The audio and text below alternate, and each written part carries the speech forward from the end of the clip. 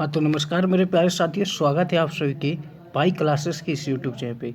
दोस्तों, आप सब जानते ही हैं कि फिजिक्स का जो चैप्टर था मानव नेत्र एवं रंग बिरंगा संसार, उस चैप्टर का ऑब्जेक्टिव पूरा करवा दिया गया है इस चैनल पे। यानी जो बच्चे नहीं देखे हैं वो प्ले लिस्ट में जाके उस वीडियो को देख लें। 2 वीडियो किया गया है ऑब्जेक्टिव का, जो कि आपके मैट्रिक बोर्ड परीक्षा के लिए काफ़ी महत्वपूर्ण है।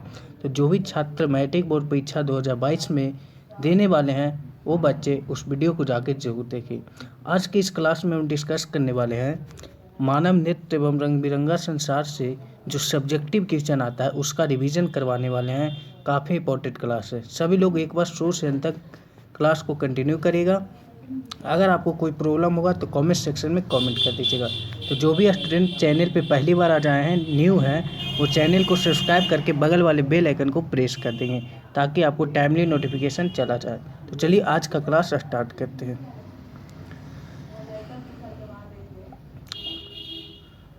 दोस्तों, आज का जो सबसे पहला क्वेश्चन है करा है मानव नृत्य एवं रंग बिरंगा संसार, जिसको इंग्लिश में कहा जाता है human I and colourful world. यानी इसको इंग्लिश में human I and colourful world कहा जाता है। यानी मानव नृत्य एवं रंग बिरंगा संसार का जो भी 2 मार्क्स या 4 मार्क्स में आपको सब्जेक्टिव क्वेश्चन आएगा उसके बारे में इस वीडियो में हम डिस्कस करेंगे। तो सबसे पहला क्वेश्चन आपको पूछेगा 2 मार्क्स में बाबू, पूछेगा कि जब हम नेत्र से किसी वस्तु की दूरी को बढ़ा देते हैं तो नेत्र की प्रतिबिंब दूरी का क्या होता है। माने कहने का मतलब ये 2 मार्क्स में आपको पूछेगा। देखिए दिक्कत कहाँ करते हैं सभी लोग वो समझिए। पहले जब भी दिक्कत होता है बाबू तो देखिए सभी लोग आएंगे एग्ज़ाम देके तो बोलेंगे कि सर हम पूरा बना के आए थे फिर भी मेरा नंबर जो है कट गया। यानी जो रिजल्ट आता है उसके बाद सब बोलेंगे कि सर मैं सभी क्वेश्चन बनाए थे फिर भी मेरा नंबर कट गया। तो समझ में नहीं आता है कहाँ कटता है। तो जहाँ कटता है वो आज हम डिस्कस करेंगे कि आपका आंसर कहाँ कटता है। आपको 2 मार्क्स में क्वेश्चन पूछा है तो 2 मार्क्स लाइक आंसर दे रहे हैं या नहीं, फिर आपका आंसर कट कहाँ रहा है। तो सबसे पहला क्वेश्चन आप लिख लीजिएगा कि जब हम नेत्र से किसी वस्तु की दूरी को बढ़ा देते हैं तो नेत्र की जो प्रतिबिंब दूरी होता है वो क्या होता है। तो इसका उत्तर भी आप लिखिएगा। ये हम समझा देते हैं और आप अपना लैंग्वेज में लिखिएगा। ये किताबी लैंग्वेज में दिया हुआ है सभी, लेकिन हम समझा देंगे, आप अपना लैंग्वेज में लिख लीजिएगा, याद कर लीजिएगा। तो याद रखिएगा कि जब हम नेत्र के किसी वस्तु की दूरी को बढ़ाते हैं तो नेत्र के समंजन गुण, ऑब्जेक्टिव क्वेश्चन जब करवाए थे उसमें समंजन गुण क्या होता है, क्षमता क्या होता है, ये हम डिस्कस किए थे कि किसको समंजन गुण कहा जाता है। तो उस नेत्र के समंजन गुण के कारण रेटिना पर वस्तुओं के बीम भिन्न भिन्न स्थानों पर बनते हैं। यानी जो रेटिना पर बनती है प्रतिबिंब, जो उसका फिगर बनता है बाबू, वह भिन्न भिन्न स्थानों पर बनते हैं। इसलिए नेत्र की प्रतिबिंब दूरी जो होता है समान होती है। क्या होती है, तो नेत्र की जो प्रतिबिंब दूरी होती है वो बराबर होती है। क्यों होती है, क्योंकि समंजन गुण के कारण रेटिना पर जो वस्तु का प्रतिबिंब बनता था वह भिन्न भिन्न स्थानों पर बनता है। यानी अब रेटिना पे नहीं बनता, भिन्न भिन्न जगहों पे इसका प्रतिबिंब बनता है जिसके कारण प्रतिबिंब दूरी जो होता है वह समान होती है। ये आपको 2 मार्क्स में पूछेगा बाबू। 2 मार्क्स लाइक आप लिखिएगा, अपना लैंग्वेज में लिखिएगा। ये जो लिखा हुआ है ये ऐसा नहीं कि 2 कॉपी इसी को लिख दीजिएगा, आप अपना लैंग्वेज में लिख के आइएगा, आपको 2 के 2 मार्क्स देगा। ये मेरा गारंटी है 100%। चलिए अगले क्वेश्चन की ओर चलते हैं। आज का अगला क्वेश्चन जो है आपके सामने कह रहा है, दूसरा क्वेश्चन, दृष्टि दोष क्या है, यह कितने प्रकार का होता है। दृष्टि दोष क्या है, यह कितने प्रकार का होता है। काफ़ी इंपॉर्टेंट क्वेश्चन है, आपको 4 मार्क्स में पूछेगा बाबू। काफ़ी इंपॉर्टेंट क्वेश्चन है, इसे आप याद ही कर लीजिएगा क्योंकि एक नहीं कम से कम तो 3 से 4 बार आपको मैट्रिक बोर्ड परीक्षा क्वेश्चन को पूछ दिया है, रिपीट किया गया है कि दृष्टि दोष क्या है, यह कितने प्रकार का होता है। तो सोच लीजिए कितना इंपॉर्टेंट है। इसको हम एकदम सटीक एवं सिंपल आंसर बताएंगे, इसी प्रकार से आप लिखिएगा। तो सबसे पहले उत्तर में आपको लिखना है, जब किसी वस्तु का प्रतिबिंब आँख की रेटिना पर स्पष्ट रूप से नहीं बनता है तो इस दोष को हम लोग दृष्टि दोष कहते हैं। मतलब कहने का मतलब है कि जब भी कोई वस्तु का प्रतिबिंब जो होता है, यानी उसका जो फिगर होता है, फोटो होता है, छाया जो होता है, छाया जिसको प्रतिबिंब को कहते हैं, वह हमारी आँख के रेटिना पे स्पष्ट रूप में नहीं बनता। यानी स्पष्ट जो होता है वह नहीं बनता है, तो इस दोष को हम लोग दृष्टि दोष कहते हैं। दृष्टि दोष मुख्यतः 3 प्रकार के होते हैं। कितने प्रकार के बाबू, तो 3 प्रकार के होते हैं। पहला जो होता है वह निकट दृष्टि दोष। याद रखिएगा, दृष्टि दोष क्या है, तो जब किसी वस्तु का प्रतिबिंब आँख की रेटिना पर स्पष्ट रूप से नहीं बनता है तो इस दोष को हम लोग दृष्टि दोष कहते हैं। और यह मुख्यतः 3 प्रकार के होते हैं। पहला जो होता है वह निकट दृष्टि दोष, दूसरा जो होता है दूर दृष्टि दोष, और तीसरा जो होता है वह अबिंदुकता होता है। हम तीनों के बारे में एक एक करके डिफिनेशन डिस्कस करेंगे। चलिए, पहला जो आता है निकट दृष्टि दोष, इसके बारे में जान लेते हैं। सबसे पहले याद रखिएगा, इसमें प्रतिबिंब रेटिना के पीछे बनता है। इसमें दूर की वस्तु स्पष्ट परंतु निकट की वस्तु स्पष्ट दिखाई नहीं देती है। देखिए यहाँ पे जो लिखा है आप समझिए, किताबी लैंग्वेज लिख दिया। कैसे लिख दिया बाबू, कह रहा है निकट दृष्टि दोष देख के डैश दिया है, और आप लोग क्या करिएगा यही लिख दीजिएगा। तो नंबर तो आपको काटेगा ही, क्योंकि आप किताब पूरा बुक वाला छाप गए हैं। तो अगर ये 2 मार्क्स में पूछा है या 4 मार्क्स में पूछा है या 2 ही मार्क्स में पूछा है, तो आपको ऑटोमेटिक है कि 1 मार्क्स या 2 मार्क्स देगा। क्योंकि एग्जामिनर जो है आपसे से कम तो 10 गुना एक्सपीरियंस है बाबू, 10 गुना एक्सपीरियंस है एग्जामिनर जो आपकी कॉपी चेक करे वो, ठीक है। तो आपके नंबर कार्ड समझ लेंगे कि ये किताबी लैंग्वेज लिखा है। अगर इसी को आप अपना लैंग्वेज में लिखते हैं, कैसे अपना लैंग्वेज, देखिए सबसे पहले आप लिखते हैं निकट दृष्टि दोष। अब इसके बारे में डैश देते, फिर लिखते वैसा दोष जिसमें दूर की वस्तु स्पष्ट परंतु निकट की वस्तु स्पष्ट दिखाई नहीं देती है, उस दोष को हम लोग निकट दृष्टि दोष कहते हैं। ये आपका सटीक आंसर हुआ कि निकट दृष्टि दोष जो है वह क्या है। तो वैसा दोष जिसमें दूर की वस्तु को स्पष्ट देखे परंतु निकट की वस्तु यानी जो हमारी नज़दीक की वस्तु है वह स्पष्ट नहीं दिखाई देती है, जिसको हम लोग निकट दृष्टि दोष कहते हैं। इसमें प्रतिबिंब रेटिना के पीछे बनता है। कहाँ बनता है, तो निकट दृष्टि दोष में प्रतिबिंब जो होता है वह रेटिना के पीछे बनता है। ऑब्जेक्टिव क्वेश्चन में यहाँ से MCQ में पूछा गया प्रश्न है, हम करवाए भी हैं। अब यहाँ से पूछे ऑब्जेक्टिव एक और कि निकट दृष्टि दोष को दूर करने के लिए कौन सा लेंस उपयोग किया जाता है, यानी यूज किया जाता है। तो आप याद रखिएगा अवतल, बताए भी है, ऑब्जेक्टिव में ही डिस्कस किए थे कि अवतल लेंस को निकट दृष्टि दोष को दूर करने के लिए यूज किया जाता है। उम्मीद करता हूँ आप इसे समझ गए होंगे। अगला जो है बाबू वह है दूर दृष्टि दोष, काफ़ी इंपॉर्टेंट है ये भी, इसको समझते हैं। सबसे पहले लिखिएगा कि दूर दृष्टि दोष वैसी दोष जिसमें दूर की वस्तु स्पष्ट परंतु निकट की वस्तु को स्पष्ट नहीं दिखाई देती हो, वैसी दोष को हम लोग दीर्घ दृष्टि दोष कहते हैं, यानी दूर दृष्टि दोष कहते हैं।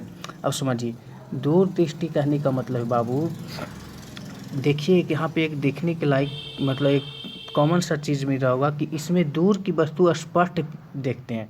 अगर दूर दृष्टि दोष है तो उसमें दूर की वस्तु देख लेंगे, लेकिन नज़दीक वाला ना, यानी उल्टा हो रहा है। और नज़दीक वाला अगर रहेगा तो उसमें नज़दीक की वस्तु को अति करते हैं, लेकिन यहाँ पे यही एक आपको जैसे डिफिनेशन की नहीं कोई कंफ्यूज होता है या फिर याद नहीं होता है, तो आप सिंपल याद रखिएगा कि दीर्घ दृष्टि दोष करने का मतलब कि दूर की जो वस्तु है वो स्पष्ट दिखाई देगा, लेकिन निकट की वस्तु स्पष्ट नहीं दिखाई देगा, जिसको हम लोग दूर दृष्टि दोष कहते हैं।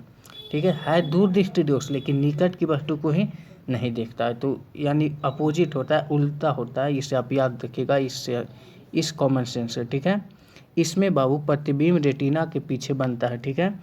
यह दोष को दूर करने के लिए उत्तल लेंस का यूज किया जाता है। किसको यूज करते हैं, तो उत्तल लेंस को। ये आपको ऑब्जेक्टिव में पूछा है, बताएं भी है कि दीर्घ दृष्टि दोष को दूर करने के लिए उत्तल लेंस का उपयोग किया जाता है।